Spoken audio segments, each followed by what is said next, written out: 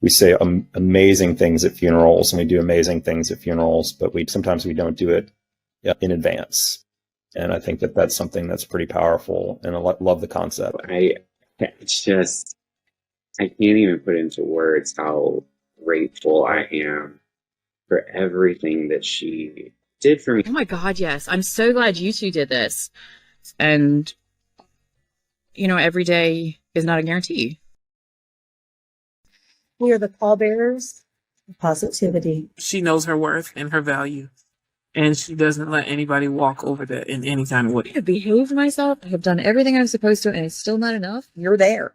There is nothing more to achieve. Right now, you are the person that you thought you wanted to be in your obituary.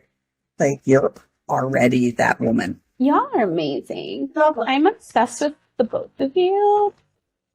Welcome to your funeral. Welcome to your funeral. Thank you for joining us today at the Welcome to Your Funeral podcast, the podcast that simultaneously boosts serotonin and dopamine with a twist. I'm Virginia Silke. I am here with my co-host, Beth Savage. We hope you enjoy this unique episode of Welcome to Your Funeral. The entire installment revolves around Emily Moore, reflecting on composing her obituary. Her insights were so captivating, sometimes hilarious, and oftentimes very meaningful, and we couldn't bear to leave anything out. So without further ado, here is a whole episode with Emily Moore reflecting on her obituary. My name is Emily Moore. I use she, her pronouns, and I think the most important thing about myself is that I'm a weaver in both my personal life and my professional life. I think weaving to me for work in my role as a policy analyst is, as I touch on in this discussion, is really around how do we connect each other deeper, more personally, more transformationally, so that we can change this world that we live in. But personally, weaving, to me means finding my people, finding my place, and that doesn't necessarily have to just be where you live, right? For me being a weaver is finding the ways that we connect each other and support one another and create these very transformational relationships that carry us forward and fuel us. And so that is, if I had to on my headstone, Emily Moore I would say Emily Moore was a weaver.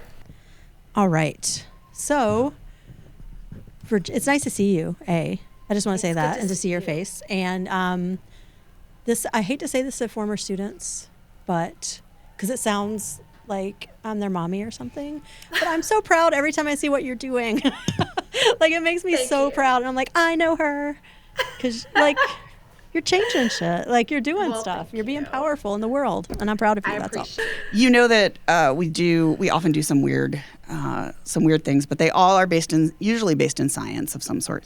So what we're going to do is I'm going to send you an email, and it will have a PDF in it.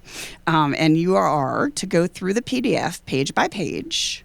And what we're going to do is send that to you. And then when you are done, you will come back to the studio and we will chat about it. Here to sit in the discomfort. I am a crier. One eternity later. Emily. Hello. How are you? I'm sweaty. I'm always sweaty, so good for you. I'm just so sweaty. Are you so sweaty because you were just so engulfed in thinking about life? Aww. Engulfed is not the word, I don't think, but yes, I'm just having maybe a little bit of an existential crisis. No. Well, no, in a good way, I think. Good existential crisis. Then by all means have it, particularly online in front of other people. No, that's where, if you're going to have one, it needs to be witnessed by strangers. The best way to do it. How we learn from one another, right? Yeah. Right, exactly. That's the whole point. That is true. So just overall, was it more intense than you thought, or? I think it was a different level of intense than I thought. I didn't cry, which that's not me. So now I'm kind of something wrong? Did I change in the last day or so? I am a crier. Why am I not crying right now? But in a way, I think it was it was intense in like an empowering kind of way, but also I was able to like poke some holes in some things where I'm like, oh yeah, all right, I'm not dead yet, so like here's where I'm going to change. So much of my young adulthood to my work that I had such a hard time talking about myself personally, and it's kind of a bit of a crisis that I have been dealing with over the last summer. I just finished up a leadership program through Virginia Civic Engagement Table called the Virginia Progressive Leadership Program. Super introspective, and a lot of it's done in community with a lot of other folks. And I was like, yeah, wow, like here I am, 29 years old, and I feel like I should have all these crazy stories to tell. And so much of what I connect my identity back to is my work, because my work is so personal, right? And like such an important piece. But as I was writing this, I was like, wow, like I have a ton of professional accomplishments to talk about, but like where's my personal shit in here? Well, sometimes that's the realization. I think both Dr. Savage and I just turned into Professor Lady. Both Beth and I, Dr. Savage, what would you weigh in on this? Both Beth and I have also come to that realization, which is part of why we are doing this, is 100%, like, yeah. let's do a thing together that we love that isn't work related. That's risky. Yeah. And so Emily, I was so interested to have you on because you are so young and because your work is your passion. Do you know what I mean? And so like in some ways I really kind of look up to your generation as people who are more empowered, who really think about their boundaries.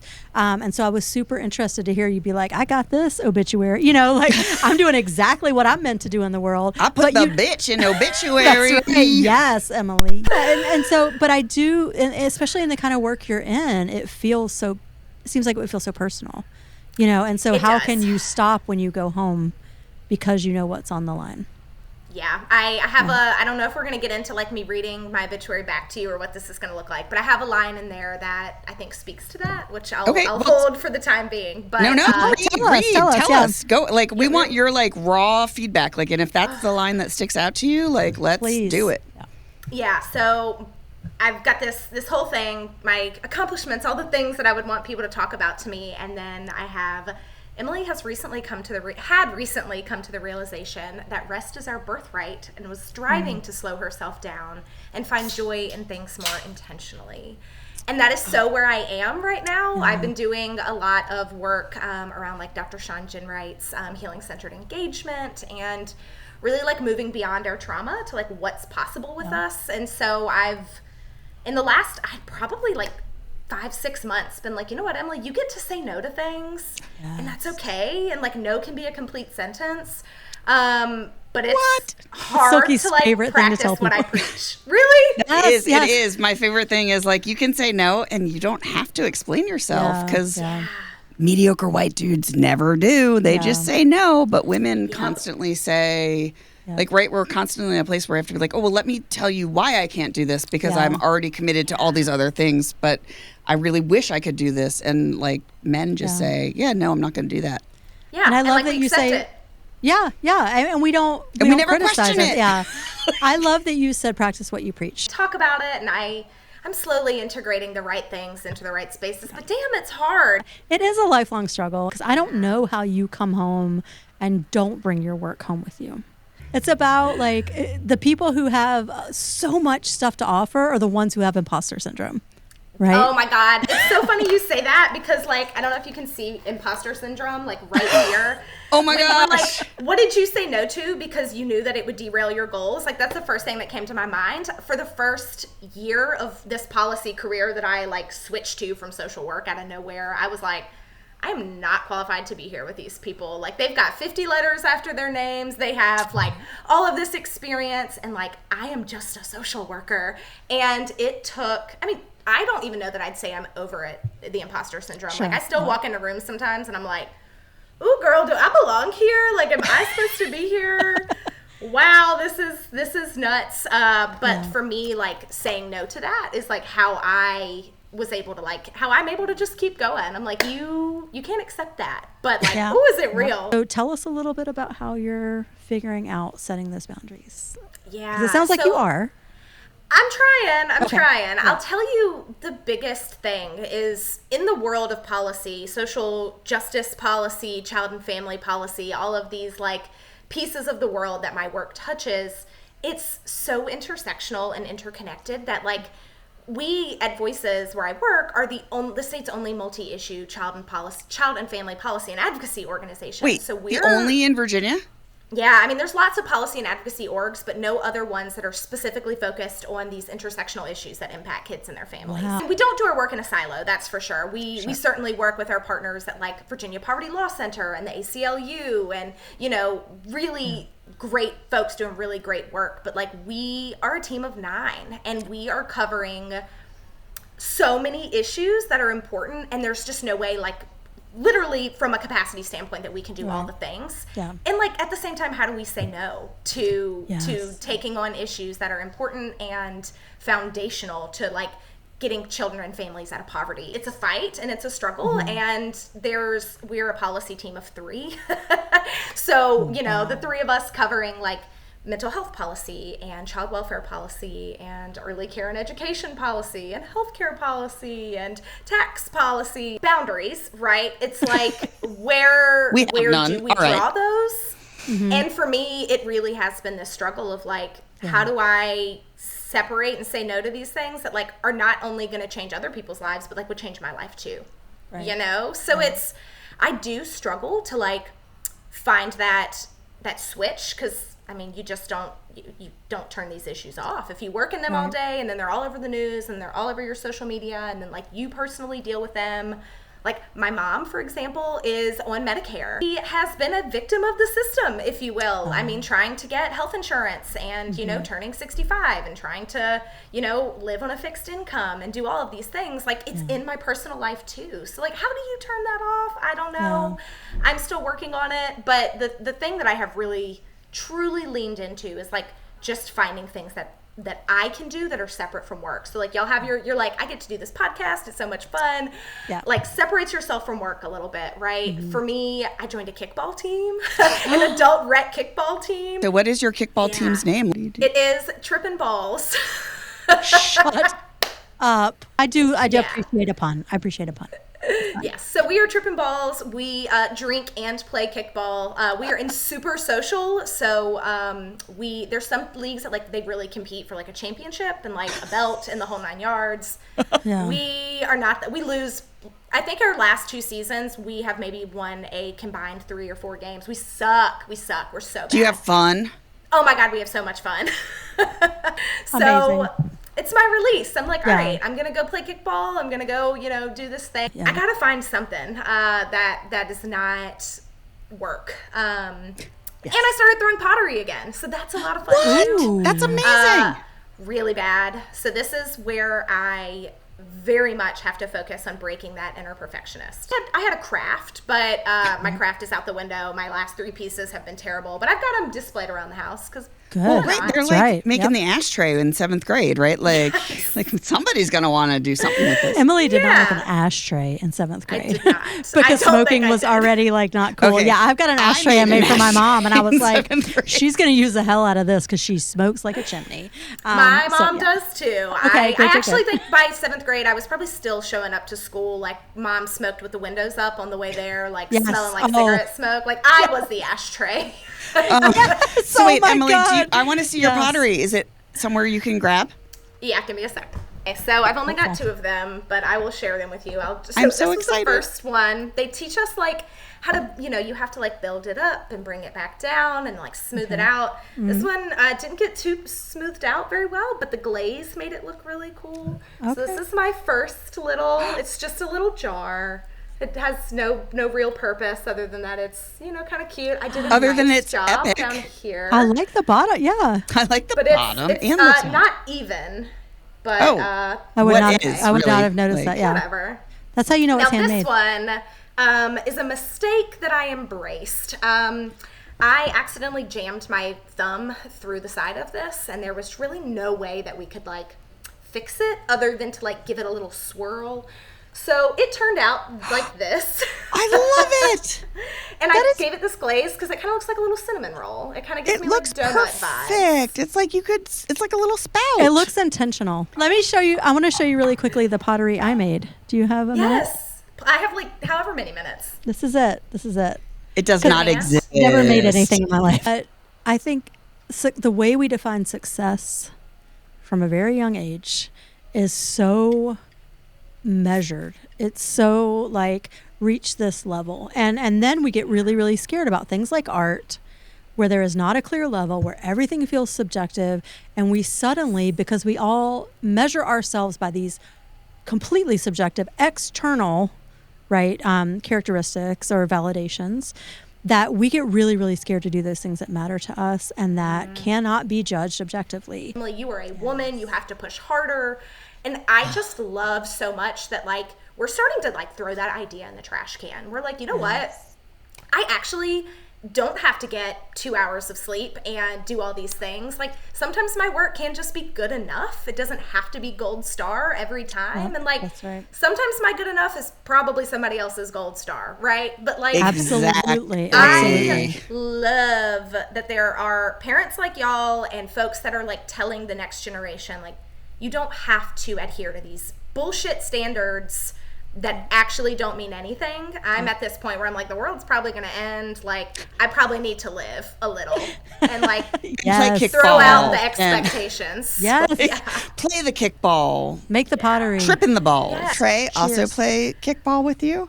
Yes, and he is a little more competitive than our league is, and So he's a little mad that you haven't won the belt? Yeah, I don't think he's coming back to our team. I think he's decided like either he's not going to play or he needs to move up in the ranks. Like how do you manage the fiance, the kickball, and the saving the world Emily The entire that we love? state of Virginia, yeah. But and apparently all the policies in Virginia. Right. But how do you do that and still maintain an Emily? Yeah, I appreciate that question, and I don't know that you're going to appreciate my answer. I will accept your answer regardless. I'll tell you, our focus probably in the last like year since we moved to Richmond has probably been more on work, just because we have been both trying to like get our footing here, and we've both just kind of realized like neither one of us want to work, neither one of us want to grind, neither one of us want to hustle anymore. And like what does that look like in actuality? We're having a lot of conversations around like how do we prioritize us? How do we prioritize like the things that bring us joy? When do we go back home and see our parents? When do we go back home and get Biscuitville and not tell anybody that we're there? Okay, time out. I've still never been to Biscuitville. I'm hanging up. Bye, Emily. Sorry. I'm leaving. This episode is over. But the one in Madison Heights has my heart. And just a random fact, that is the northernmost Biscuitville in the country. Northernmost? Yes. In Madison Heights? Yes, they're only in North Carolina. I think there's one opening in Charleston, and then there's 4 in Virginia, and the one in Madison Heights is the northernmost. I am their #1 fan. So what kinds of things? So definitely the boundaries are something you're already thinking about. Like how can I be my own person, and also give as much as you can to your job, but also turn off when you come home. So clearly that's something that you're already working on. Is there anything else that you wrote about there? And I'm glad you didn't cry. I am. I mean, I'm a little disappointed. Not gonna lie. I'm kind of disappointed in myself. I wanted to come back like, look at me, I'm broken. Is there anything else that you felt? So some of the questions were like, what have you not done, or who will miss you the most? Any of those questions that you feel like opened up a little door for you? Yeah, I sat with the who will miss you the most. Actually, so it's funny. At first I read it as who will you miss the most? Right. And then I was like, oh wait, God. I'm dead. I was like, oh yeah, I'm dead. So this is not what that says. Right. But I sat with that question actually for a bit, and I am still not sure that I've just got, I just don't know if I know the answer. It's funny, when I listened to Siobhan's episode and she was kind of talking about this too, I got really teary-eyed listening to that, because I was like, man, I know that question, if it comes to me, is going to hit me. And it did. And I still hadn't like given it the thought ahead of time that I now kind of wish I would have. But like part of me, I go, of course, first to my mom. Like she birthed me, right? Like birthed me and then dealt with me. I was a monster. Like, you're laughing, but like I'm serious. Like she got me almost out of jail a couple of times. Like I probably should have like I probably should not be the successful woman that I am. No, you absolutely should be, regardless of past. You got to take risks, right? Fair, yes. Yeah, And Lord, yeah. did I take some. And she got me out of so much shit. I know I gave her her whole head of gray hair. Like, I just know it's all for me. And yet, if my brother listens to this, like, I'm still her favorite kid. And so... He needs to know. Okay, that's only funny because, like, the majority of people that we've interviewed have been like, P.S., I'm my mom's favorite. Like, everybody wants that shout out, so we'll give you that shout out. Absolutely, yeah. And she will tell you that, and she'll tell him that. She's like, you know what? Like, I love you, but she's my favorite. And I think maybe because we had to become kind of like friends for a minute there for me to like listen to her and pay attention to her and like learn from her. God, like, is she going to miss me the most? And then I was like, I've literally spent the last 11 years of my life with Trey. Like, we live together. We spend damn near 24 hours a day together in most cases other than work. Like, I've moved him away from his family and his friends to the city. Okay, like, you didn't move him. He made the choice. You both moved together. He wanted to be with you. Fair. Yeah. Very fair. But I was like, man, like, we've grown up together. Like, literally started dating when I was 18 and he was 20.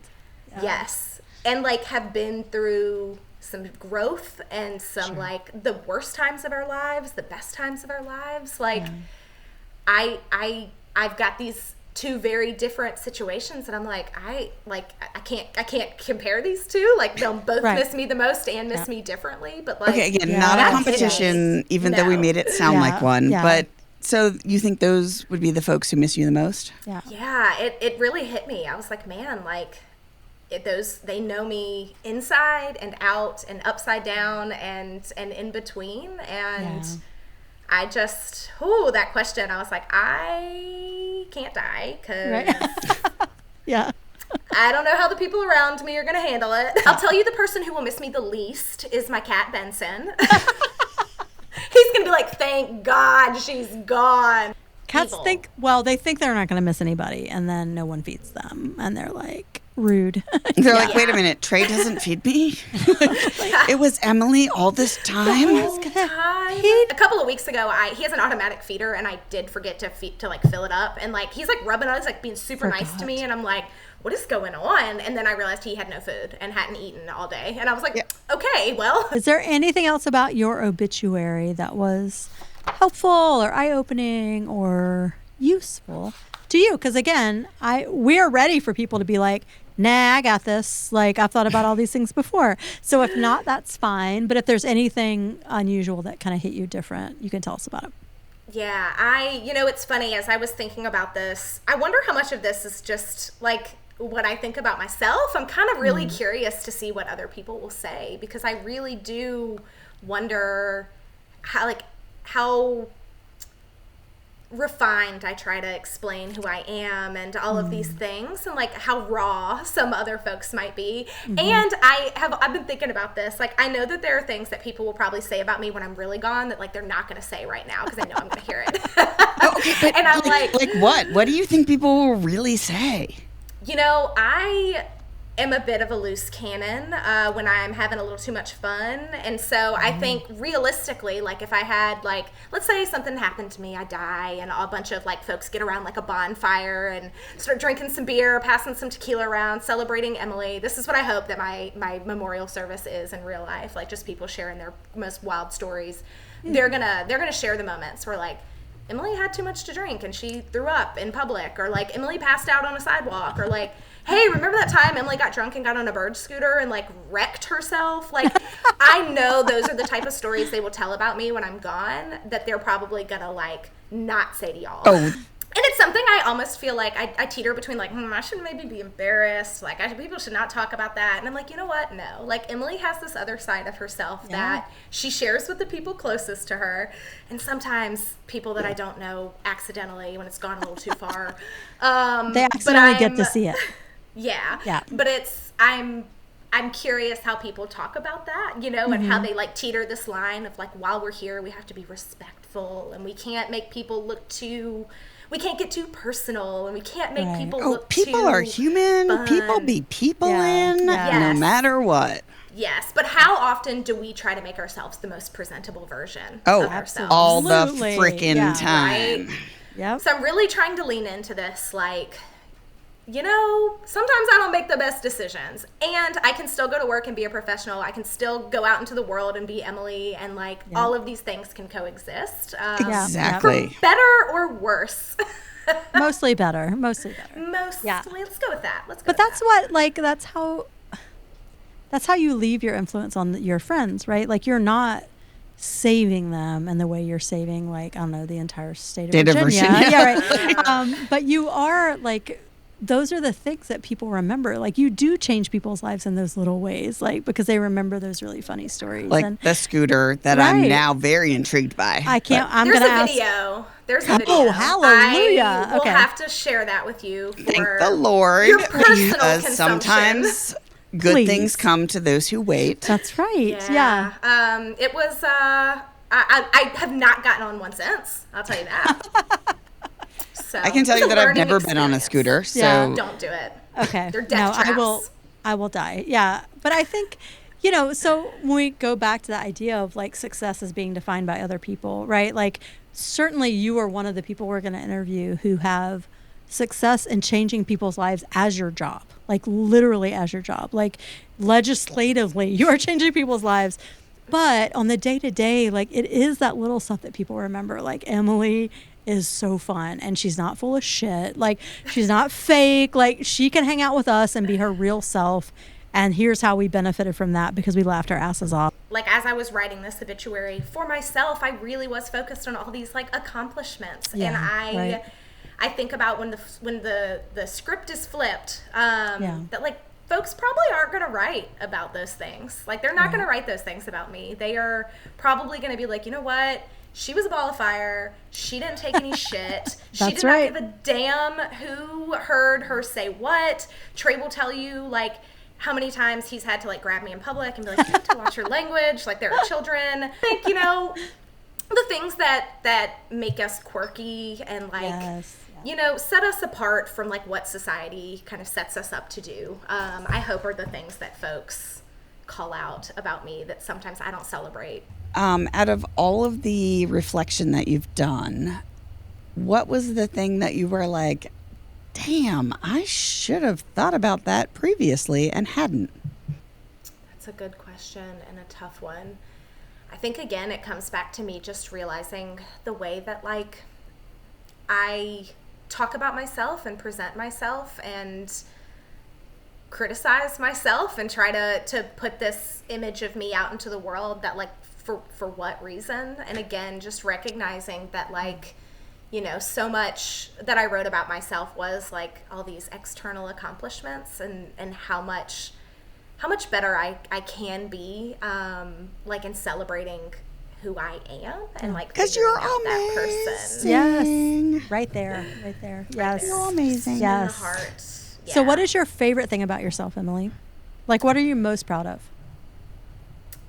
I think, you know, if you would have asked me this 2 years ago, I would have said, like, I am so hardworking. I strive to do so many things. And I think the answer for me today is that I give myself so much grace and compassion compared to, like, what I've given myself in the past. Like, I am learning to love this version of me now and knowing that, like, I'm not going to be her tomorrow and I'm not going to be her in 2 weeks, and, like, that is okay. This idea that, like, healing is not linear is, like, really sticking with me, of, like, it's okay to have a bad day and, like, don't beat yourself up about it, and, like, it's also okay to have a bad week, and, like, sometimes you have a bad month. And I have not done this in a silo. I really, like, shout out to my coworkers. We are all social workers, which, like, doesn't happen in a policy space ever. And I got into this work, like, the hustle, the grind, like, we're gonna do this. We work in urgent systems, and my colleagues are all like, no, we're not. We are going to rest. We are going to take time off. We are going to set boundaries. Like, if we can't do the thing, we're not going to do the thing. And if we can't do it, you know, well and with community, then we're not going to do it either. And so they've really taught me, like, in the last year, like, say no, but, like, mean it. Like, don't just say it performatively, right? Because you feel like you have to, but, like, say it and mean it. And for me, having somebody else giving me permission to give myself grace and space, like, has changed so much for me. I'm not great at it. Like, there's still days where I'm working for like 12 hours and haven't taken a lunch break. And I acknowledge that. But then there's days where I'm like, you know what? I've done 2 tasks. I'm going to call it a day. Like, so I think my favorite thing about myself in this moment is the ability for me to like love her back and to like give her permission to take it easy if you need to, and kind of, you know, just have that compassion for yourself that you want to have for others. I really appreciate that you put that into words so beautifully, because I think that's something that everyone struggles with. I wish that it had been modeled for me before 29, and I want to help model 100%. it for young people, you know, now. And you know, I think it's funny when we hear some of these like folks that are like, oh, well, young people don't want to work. They don't want anybody to tell them what to do, like yada, yada, yada. And I'm like, good for them. Like, can you imagine a world where we weren't just like striving to make the widget, send the widget out the door? Like, can you imagine a world where like we actually connected with each other and built community with each other and like really cared about each other? Like how it's a possibility. Because I spent so much time putting all these accomplishments and all these things because that is what society told me I had to do. And now I'm like, I don't want to be Emily Moore, social worker, Emily Moore this. I want to be Emily Moore. Period. Like whatever Human that being. means. Yes. I want to be Emily Moore, the person. Yes, And absolutely. it is possible.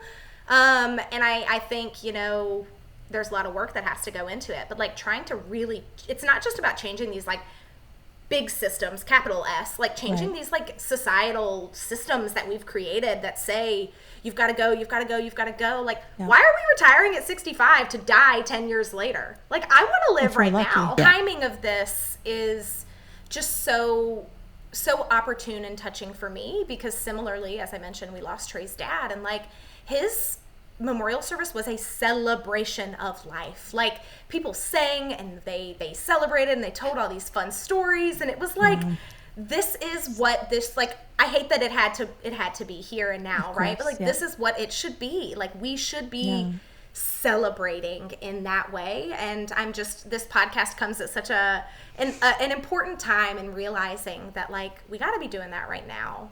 Gosh, we all deserve to hear what people really believe and think about us like right now, because when we're dead, it doesn't fucking matter. And I think too, like this interconnectedness of us as people, like far too often our relationships are so transactional, but like what if we really focused on having more transformative and transformational relationships with each other? Yep. You know, like the way we show up in this world is so like tit for tat, and it doesn't have to be. So like deconstruct, you are doing your part to like deconstruct this idea that like this is how it has to go. Like, no, we can be deeply vulnerable with each other. I am like, I will show up to a meeting with a bunch of strangers, and like at Voices, we do diversity welcomes and like all of our meetings, and we get real personal. We're like, this is how I am personally connected to this work. And in some spaces, people are like, this is not professional. And we're like, we like to talk about work-life integration because we are not different people. Like I bring my shit to work with me and I take my work home with me. Like there is no work-life balance. It is all about integration, baby. This is how we change systems. We can do policy all day long, but until we deeply connect with each other and like our issues, like that is the work. Is like connection with each other. That is what we are missing. We are an individualist society, and we don't have to be. We don't have to be. Oh dear. I know. I was going to say, if your goal is to make Silky cry, you have achieved it. You have unlocked the next level. Oh my God. Yeah. That's beautiful. Sorry and honored. Just I'm thankful for y'all. I know I appreciate you finding a space to celebrate me and like my accomplishments and like me and my humanity, but like I would be remiss to not say that like I stand on the shoulders of so many people who got me here.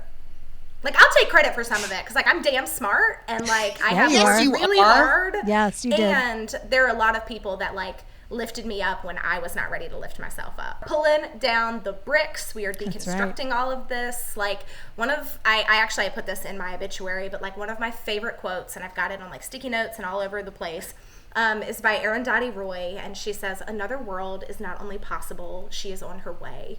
on a quiet day, I can hear her breathing. And like, doesn't that just, you're like, Yes. you know what, it is possible. Yep. We can do. We truly can. And I honestly believe that. And even more so after hanging out with all of you listeners and Emily. A whole new world is approaching. We got this.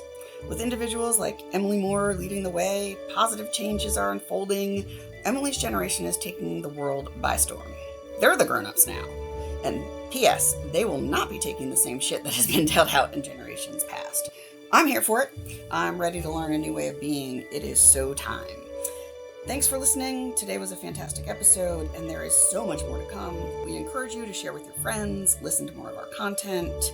And this is the part of our podcast where if we had sponsors, we would talk about them. So just for giggles, and the other word I won't say, I can't help but think that Biscuitville played such a significant role in infusing this episode with laughter and joy.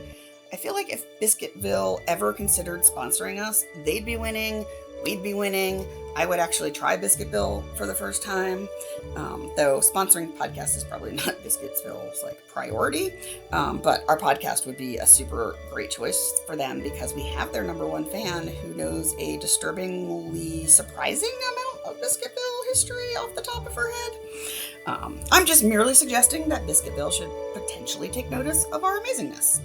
We hope you will tune in for Emily's funeral episode. It is epic. You won't want to miss it. That's all for today. From us at Welcome to Your Funeral, Virginia and Beth wish you a fantastic day. Remember, folks, embrace your people.